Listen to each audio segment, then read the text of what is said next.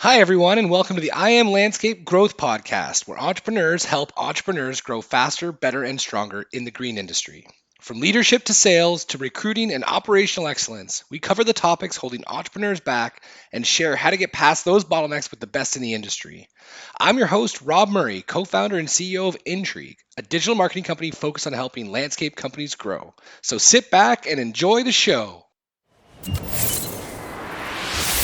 Hi, everybody. Welcome back to another episode of the I Am Landscape Growth Podcast. Today we have a very interesting guest. I'm stoked to have you. We got Paul Zammit. Very interesting career in the green industry, all the way from retail, wholesale, working with growers, and now teaching students in the classroom at Sheridan College, and really kind of building the future of the industry. So, Paul, thank you so much for doing this. Oh, thank you for having me. Just one quick correction. I'm teaching at Niagara College. Oh, sorry, my bad. That's right, No, Niagara. I even, no you know worries. what we said? Notes. I've got it right in front of me. It says Niagara College, and we said we don't read them. No So my worries. mistake. Niagara College. Um, Cole's notes. Give people a bit of a perspective in terms of where you're coming from, so they understand. The kind of where your points of view will be. Kind of coming from after your journey in the industry, how long you've been doing it, and how you ended up doing what you're doing over the last, say, 10 years or something like that. Sure. So I graduated from university about 30 plus years ago, and I went to university with the intention of being a chicken farmer. I came from when we immigrated to Canada, we raised livestock in the backyard, which were not pets. So I was really into the animal husbandry. But when I got to university, and I will say school was very difficult for me, I just fell in love with plants and the understanding of plants. And immediately out of university, I started working at a garden center, which talk about time passing quickly, Rob. I spent 20 years at that garden center, really didn't have a reason to leave. I started off in the nursery. They recognized I was one of the few people that knew some of the perennial names. They gave me that department. We grew that department tremendously. I'm very proud of what we were able to do. I didn't do it alone. I worked with an amazing team. And then from there, after the 20 years, and again, I had no reason to leave, but I thought it was time to just try something a little bit different. And I went to the public garden world. So I spent 10 years as the director of horticulture at the Toronto Botanical Garden. And through both of those, I spent a lot of time working very closely with growers. So during my time at Plant World, I really learned that in order to have the product I needed to sell to my customers, I need to work with growers to ensure that I had not only the quality, but also the quantity and the diversity. Right. We saw an explosion in the world of perennials when I joined the industry. We went from the three hostas to the 250 different selections that we were carrying, which is very small in comparison to what's out there. So I continued to develop that relationship with growers, even while I worked at the Toronto Botanical Garden, because we would draw on that. We would have events. And then after 10 years at the Toronto Botanical Garden, I just felt it was time to put my passion into another area. With the time I'd spent in the industry, I thought, look how much information, look how much insight I have gained. How do I share that with others? Yes. And yes, while I've been doing so through public speaking, the School of Niagara College came to the college. Sorry, came to the Toronto Botanical Gardens, and we did a tour. And one of the teachers said to me, "Why aren't you in the classroom?" And I thought, because this is my job. So Right. he said, just come for an interview. Went for the first interview, went for the second interview, and I remember calling my wife saying, "I think this is maybe a little bit serious."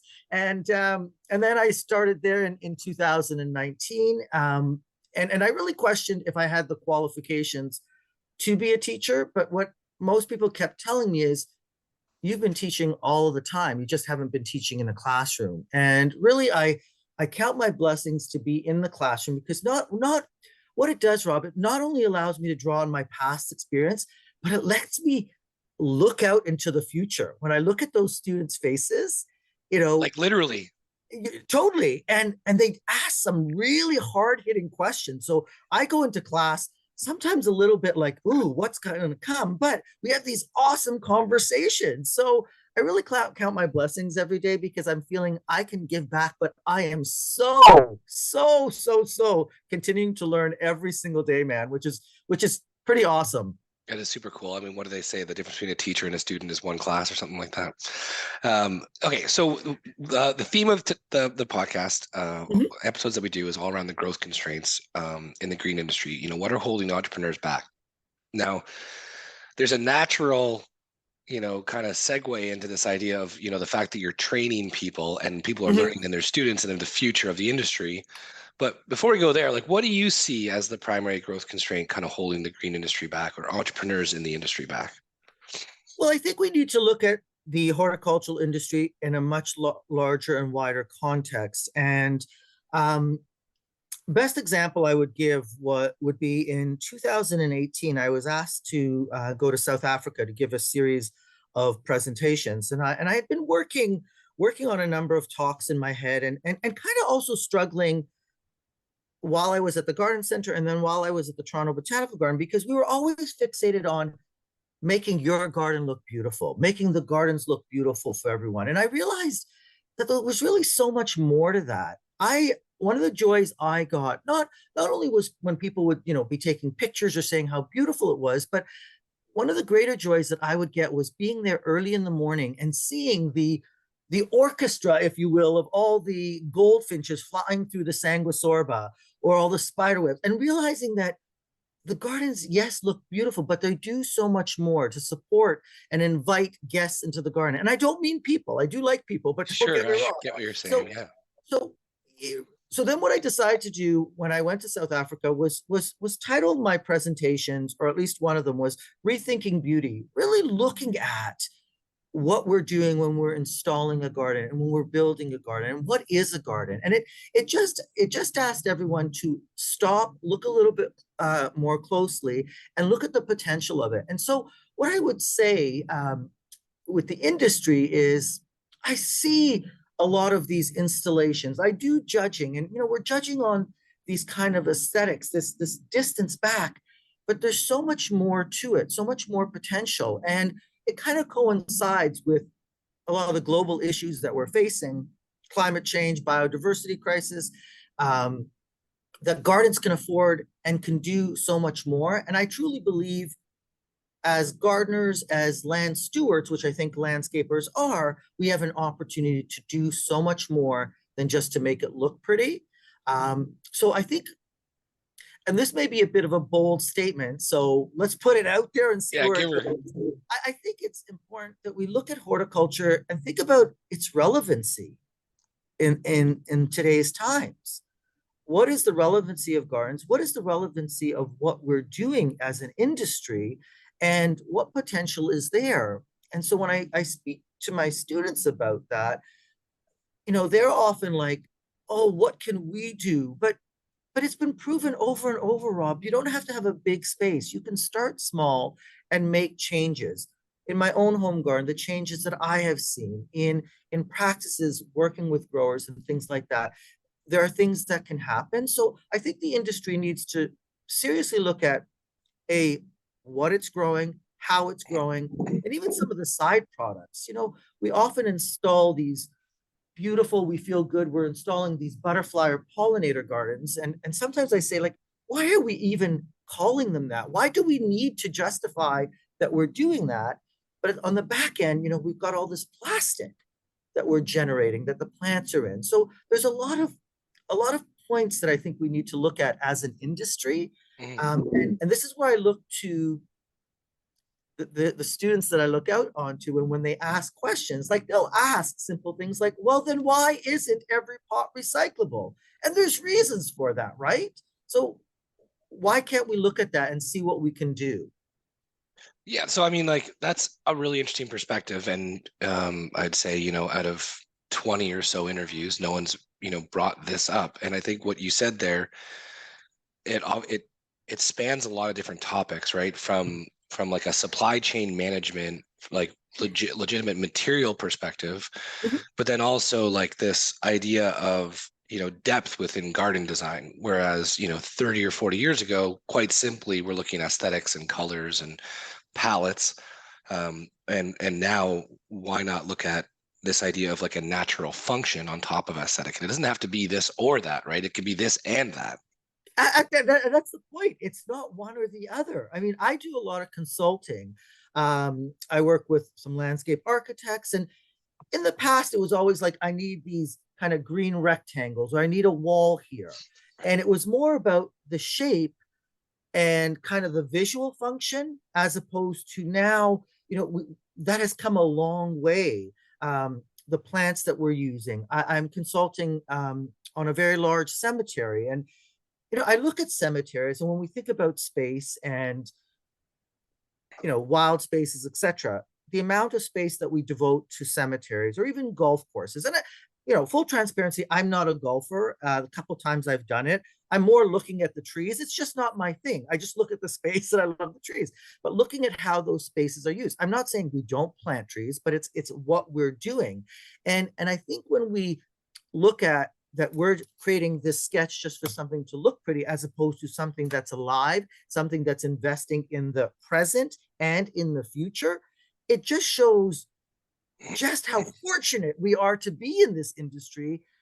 I don't want to say the power, but the potential of what we do. And this is something I keep trying to install and remind, or instill in my students, and remind them of the potential of what they're going into as an industry. Yeah, well, it's cool. I mean, because once the mindset's ingrained, the effort is actually quite like not. It's not much more if we were going to It's consider. empowering, actually. Yeah, and then we don't, it, and it's not like it takes extra effort or design or whatever to ingrain natural function into an aesthetic design, and whether it's a large space or a small space, residential, commercial, industrial, yeah. institutional, whatever.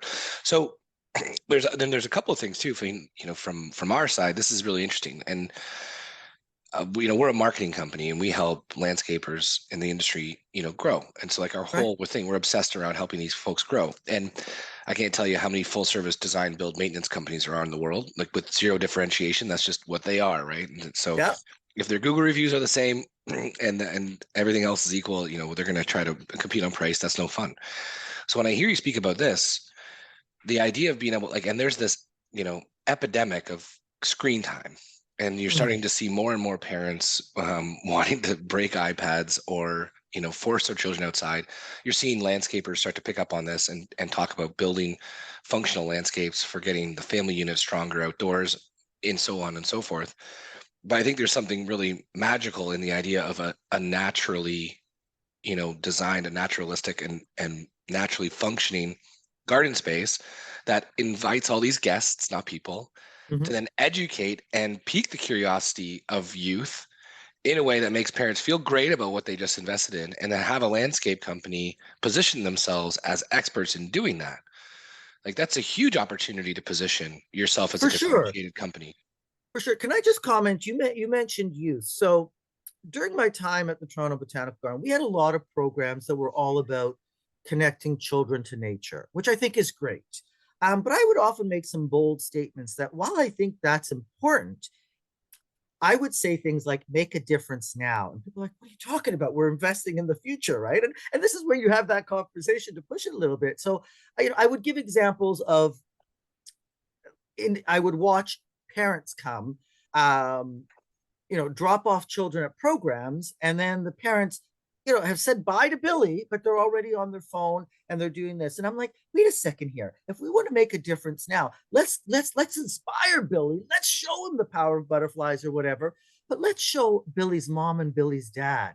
What about we do it together with them so that they're spending more time together? So while I see this investment in connecting children, I think it's really important that we realize it's connecting people of all ages. And this is where your point about creating these outdoor spaces, not for only children to have less screen time, but for adults as well. And we don't even need to justify it from our standpoint. We've got the evidence that is now coming out of the medical field.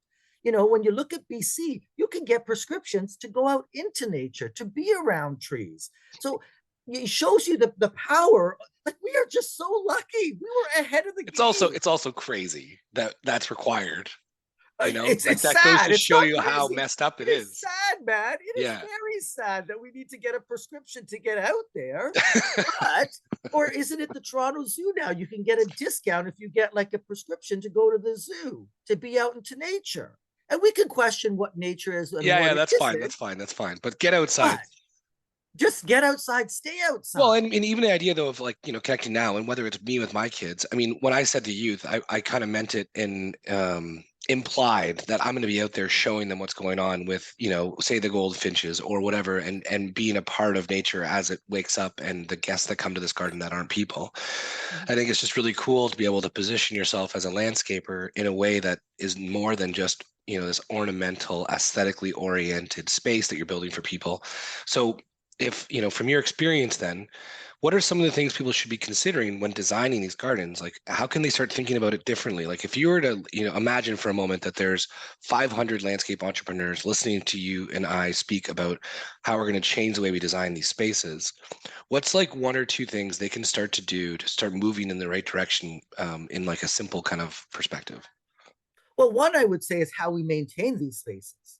So one, how you maintain, and then what the plant material is. But if we look at from the standpoint of maintenance and just some of our practices of getting rid of everything, getting rid of all of those leaves, just removing all of the potential food source and habitat that the gardens actually need. We know that raking up the leaves removes that insulating cover on the ground.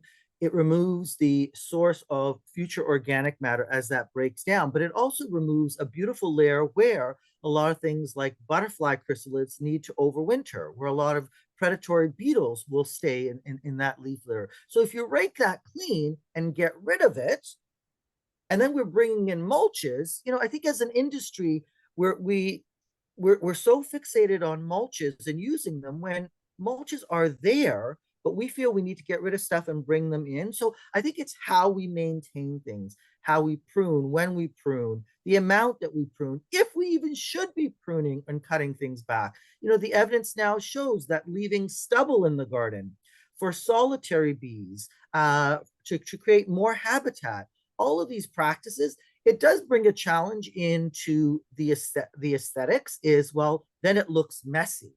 But from what I'm seeing, messy is alive, Right.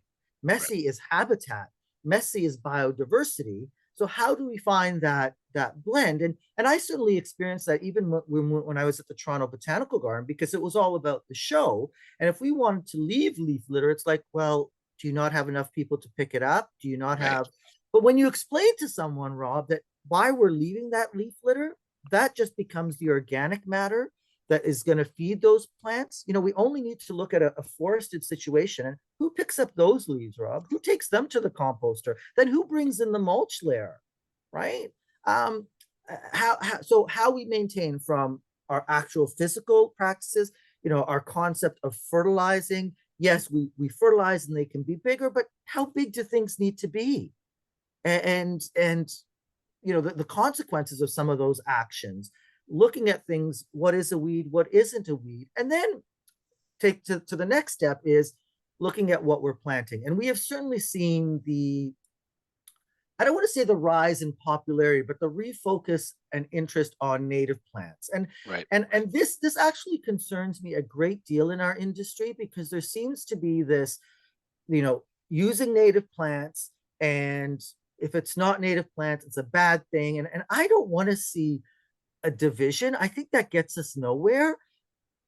I'm a fanatical plant person. It's a huge problem. I just go crazy over plants. So if I'm approaching yourself, for example, as a new homeowner and talking to you about plants to add to your garden, if I can expand my plant knowledge and include, I do love my native plants and I use a lot of them, but if I'm looking carefully and choosing plants that are going to support bumblebees when they emerge out of the spring versus sterile plants, and it's all of these things. And I just want people to realize that it's not one group of plants another. It's about the power of plants and making the choice of what we're doing. So I think there, as an industry, we also need to do a little bit of a reset, a look back. And I think there's been a number of attempts, starts and go back with growing of native plants, growing more local plants. Um, and I see it. I see it moving forward with growers, but there are challenges, particularly since we've trained so many of our retailers, sorry, so many of our customers that go into retail about that perfect product. Yeah. I mean, I came from retail. I was very good at making people buy things that they didn't think that they needed because I would shop my wholesalers. I would go down to the food terminal at 1 o'clock in the morning and buy what I often refer to as the candy. I know I can buy 200 of those because they're perfect. They look great and they're going to fly off the shelves. So I think we need to look at that a little bit more carefully as well.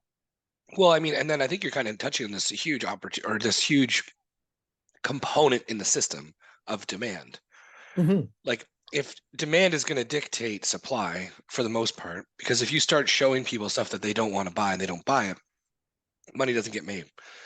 So there's an interesting piece here of like, is it, where does it start? Is there a homeowner component?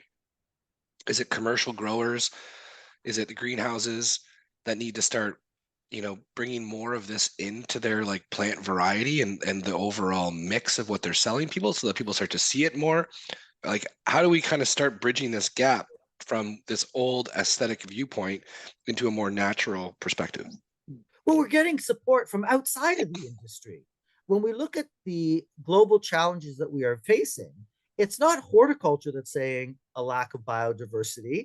It's on a much larger context. So we're getting the support. And if you think about people talking about wanting to do things for the environment, for bees, for biodiversity, etc. The discussion of native plants, it has really increased, and it's not so much from within the industry. So here's where we as an industry can be very conscious of what is happening and be able to supply that. I remember my attempt, I want to say, dating myself here, maybe about 25 years ago. A good friend of mine had a native plant nursery, and so we devoted a space on the counter. And the garden center was in Toronto. It was all about turnover, right? We had big Right. taxes to pay, and I remember talking to my boss, and he's like, "You have the freedom to buy what you want." And I said, "I want to do this new category." We brought in the native plants, and Rob, man, oh man, those suckers did not move. Right.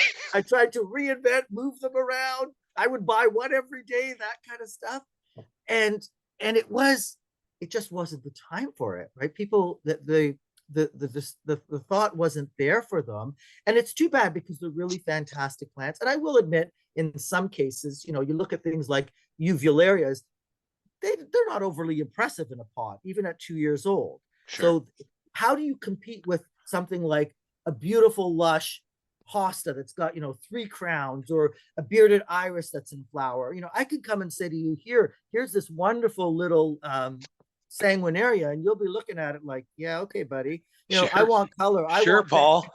Yeah, exactly. And you watch them, they put it in their cart and then they put it down somewhere else in the garden center.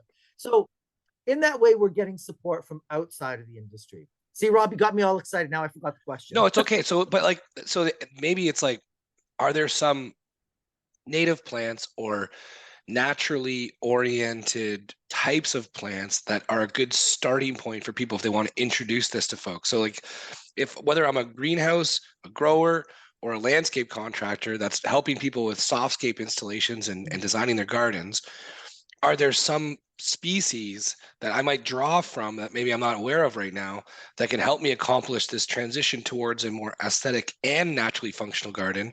So that way I'm not just trying to bring people things that they don't think look good. Yeah. Well, I think one that we've heard a great deal about is just the butterfly weed, the whole Asclepia. That whole group, whether it's tuberosa incarnata or Asclepia syriaca, the power, we've all heard about the plight of the monarch butterfly. So by incorporating this plant in the garden, and as you're explaining that to your client, I say, I want to put butterfly weed in your garden. You're like, butterfly weed? I don't want a weed in my garden. But listen to me for a moment, Rob. This plant is the sole food source. This whole genus is the sole food source. And maybe we won't use genus because then people get all scared of the science, right? Maybe, sure, But sure. this group of plants is the sole food source. Not only do the adults feed on the flower, but they need the leaves for the caterpillar to feed on that. And so one of the first steps, people was like, well, wait a sec, you're asking me to put plants in my garden that are going to get eaten? Yeah, because of the power of that.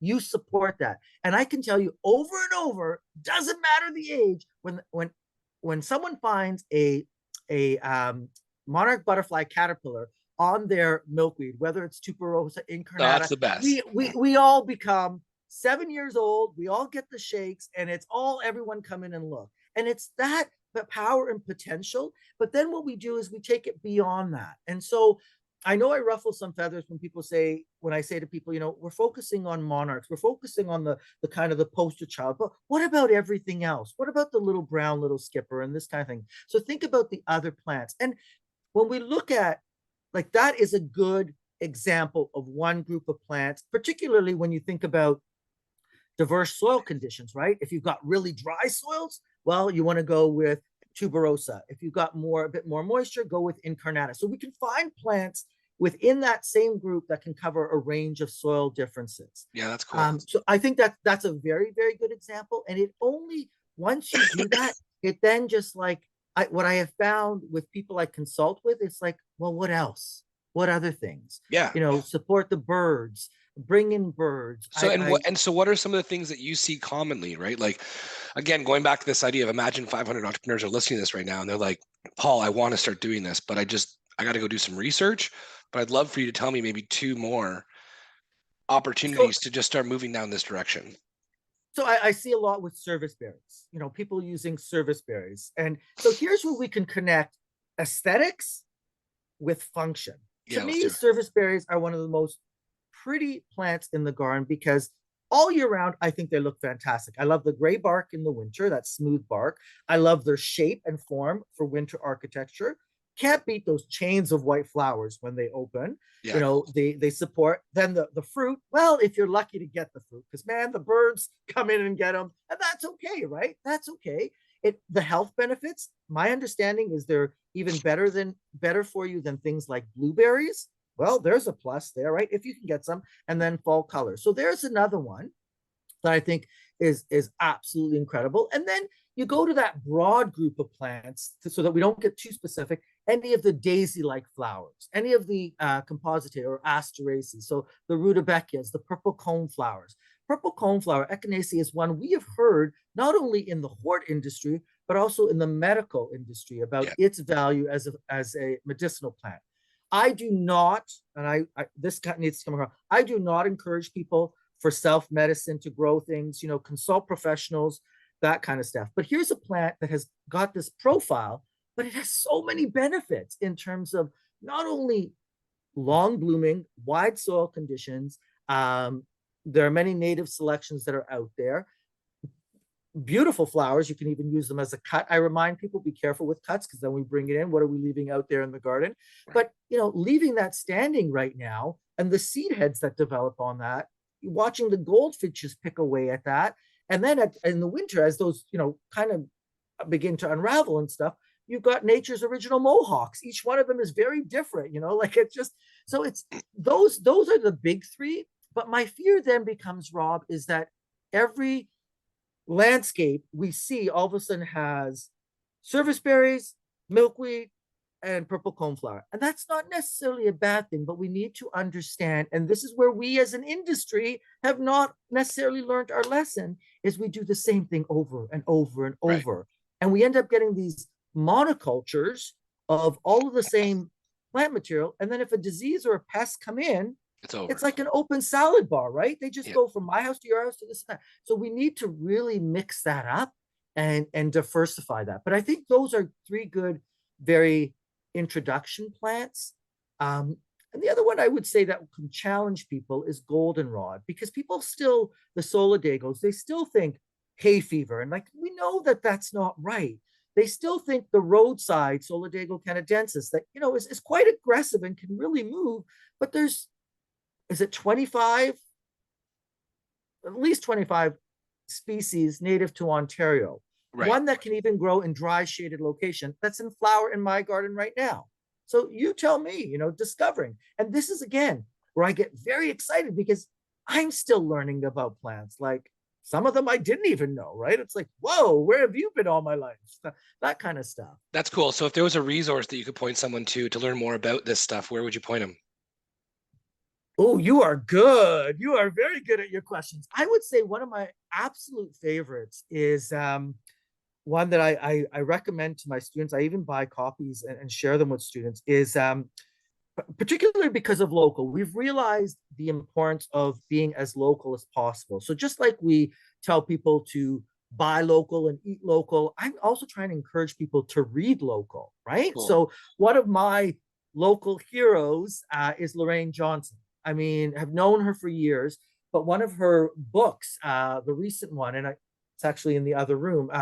She wrote that with Dr. Sheila Kola, A Garden for the Rusty Patch Bumblebee. It's got a longer title than that. But you open that up and it talks the diversity of plants, and the specific relationships that they have. So I'll give an example. Even things like the native strawberry. Most people are like, wait, we have a native strawberry? Yeah, we do. You're not making strawberry pies out of it, right? No. But that little plant, Rob, did you know? Let me ask you this. Did you know that that little plant can support over 71 species of native insects? Oh, I have no idea, man. You're blowing my mind with all this stuff. I had no idea. And how long have I been selling that plant? All these years. I'm like, what? And so it's these options, and these opportunities. There's That's cool. many other. I mean, I think if anyone wants to, I think all landscapers should be encouraged. Note I said encouraged to read works by Rick Dark and Douglas Tallamay, and how they've really challenged us to relook at landscapes as potential connectors to habitats that's so fragmented. And when you look, when I look out into my backyard and I see that hawk ripping apart that pigeon, yeah, I feel bad for the pigeon, but it's like, hey, wait a second here. Look at this diversity that's been supported. And, maybe the pigeon is the best example, but we've had fox come through the garden. We get all sorts of creatures in the garden, many of which I still don't even recognize. Right. Well, I think the whole idea, though, of just like trying to broaden the perspective and understand this stuff more from, whether it's Douglas Tallamay or Lorraine Johnson, whoever it might be, is a really, like from a very selfish marketing perspective, in terms of trying to help folks differentiate themselves. There is an appetite, to your point, macro level, we're talking about climate change and a lack of biodiversity and monocultures. And there is a demand for, it might not be the majority of a marketplace, but it's definitely not just 2% anymore.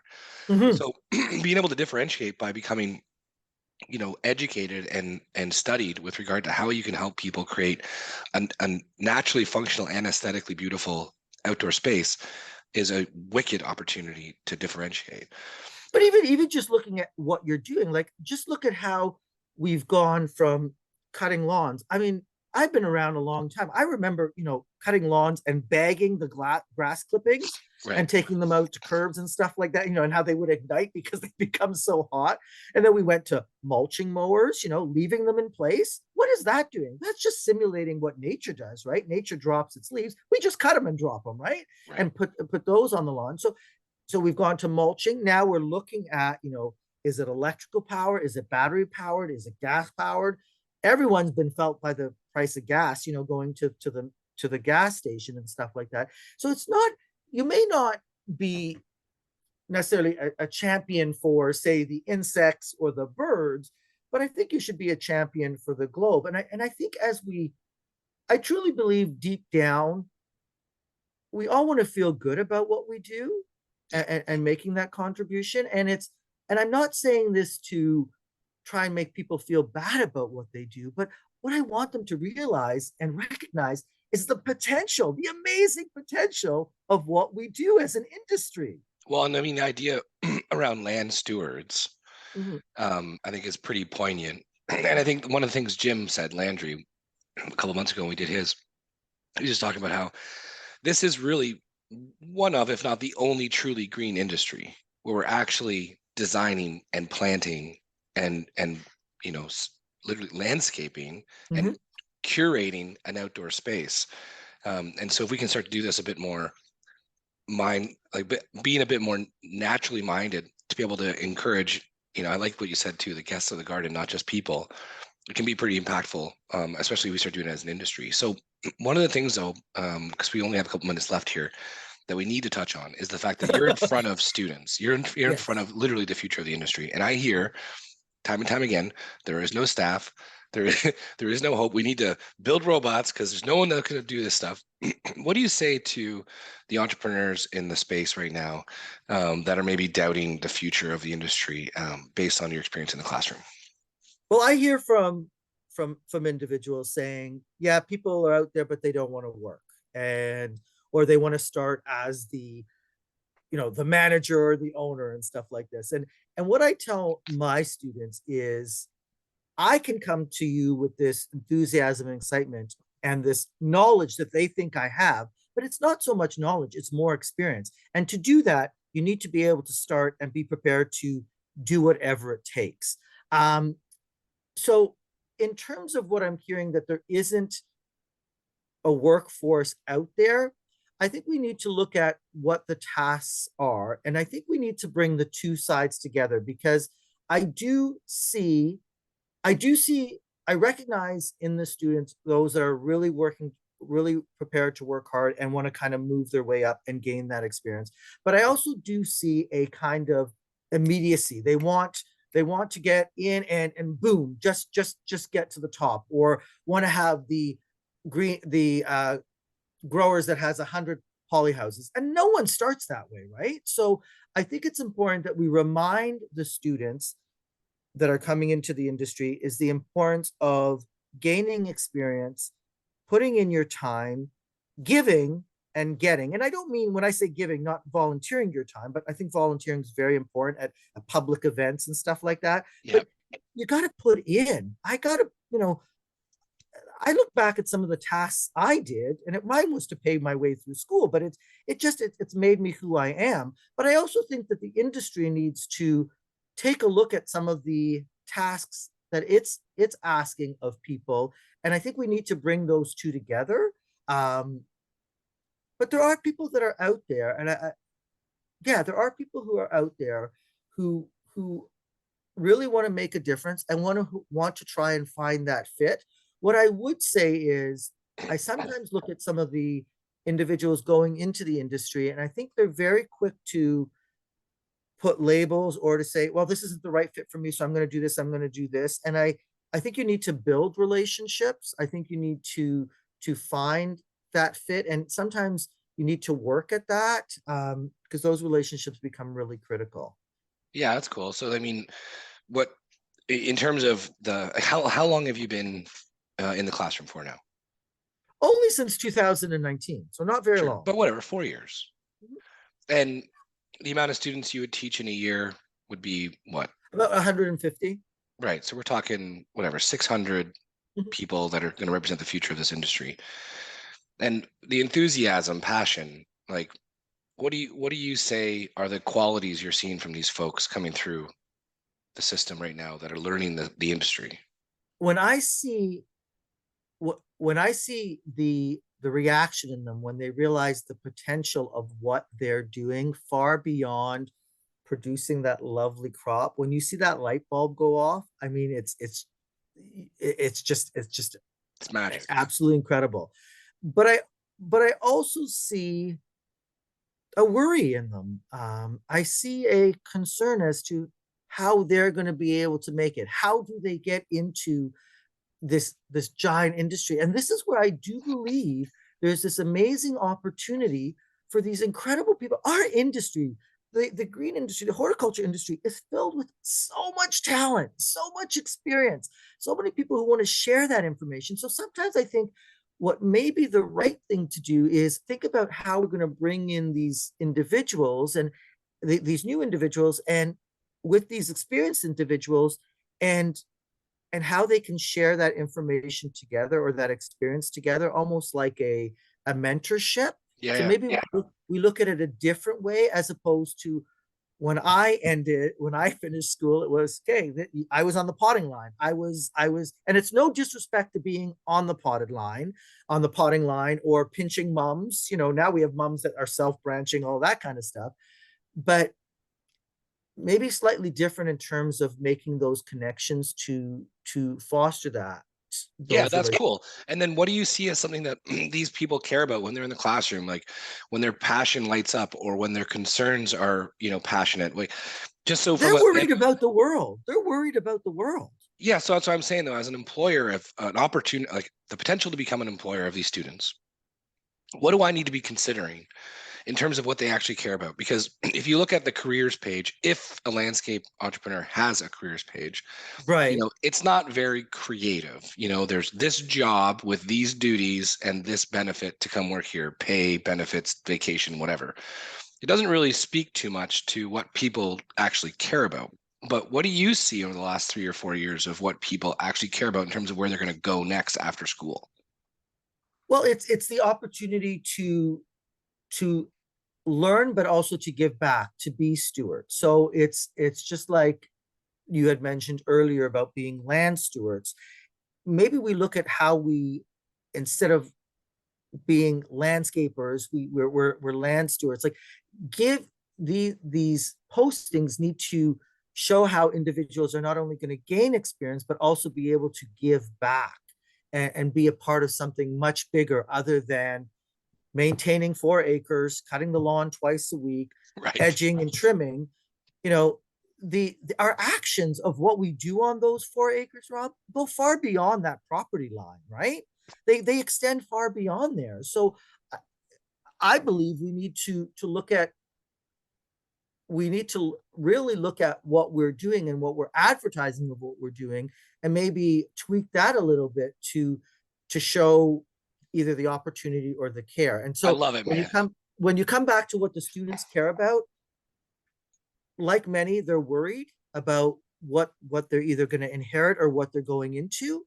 And so I think we as an industry needs to show that we're aware, willing to make changes. They may not happen overnight, but realize as an industry the power that we have to do much more than just care for gardens. Yeah, I love it. And I mean, that whole idea of positioning the industry and if you're an entrepreneur and your business as a steward of the land, I think is really powerful because it can encapsulate a lot of different like principles, concepts, the way you communicate with people that are going to be joining your team.